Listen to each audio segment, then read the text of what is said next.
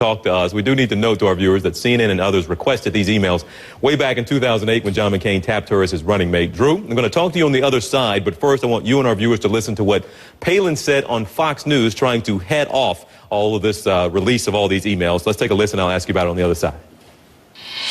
A lot of those emails obviously weren't meant for public consumption. They're between staff members. They're probably between family members. So, I'm sure people are going to capitalize on this opportunity to go through 25,000 emails and perhaps take things out of context. They'll never truly know what the context of each one of the emails was.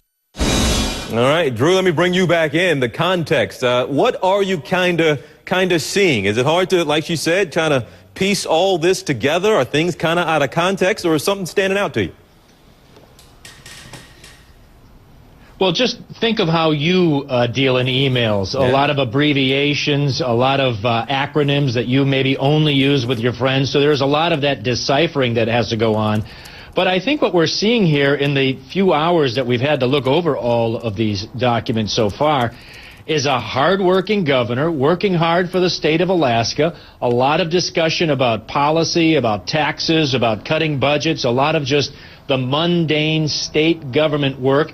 And we're also seeing what would be very interesting if you were writing a history book on Sarah Palin, is her evolution as a politician, not only as a state politician, but eventually as she becomes a national politician and she's kind of thrust onto the national stage. We've seen some of those supportive emails in the end of this. This, of course, ends just as she is being picked as vice president. But I want to give you just a little sample.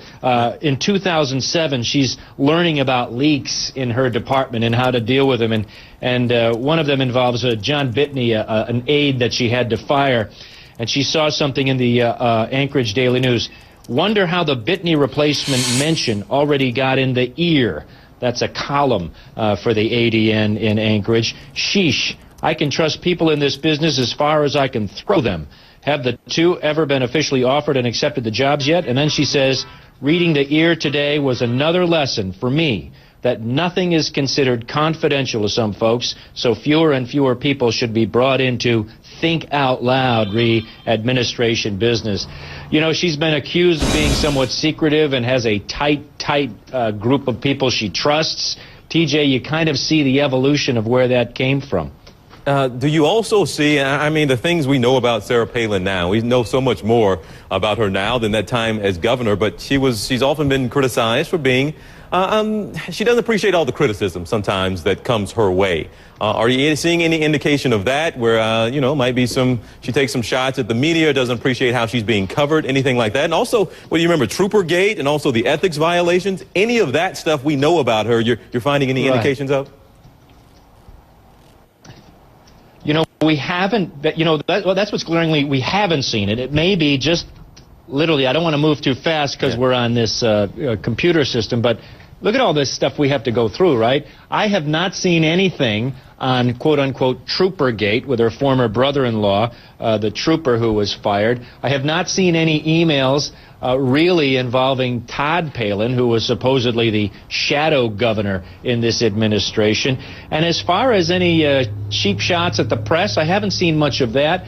And at many times, TJ, she deflects the criticism to her staff. She's trying to take the full brunt of this. I just pulled this one out. This is from August 31st, 2007. She's obviously driving home or being driven home and is listening to a talk show. Wow, Jay is brutal on Hal Crow's talk show right now.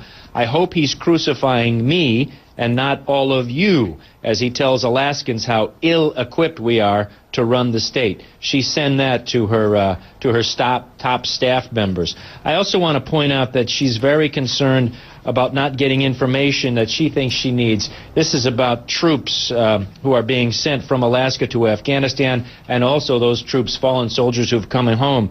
And she's writing this to her staff. As usual, I'm hearing on the news of our troops being deployed with ceremonies to Afghanistan, and Sean just asked if I'm going to funeral today for 5 of our soldiers. I had to tell him I haven't been told of deployment nor funeral. Why doesn't McHugh let me know what's going on with my troops so I can help honor them?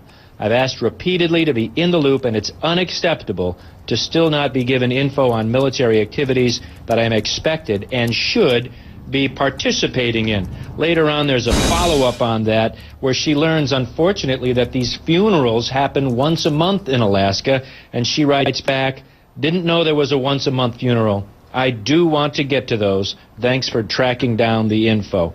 A lot of emails like those, somewhat different than the narrative that we've been hearing from certain political parts of the country, you might say, but we're still going through it page by page. Unfortunately, TJ, all of this coming out in paper, not in any kind of digital searchable form.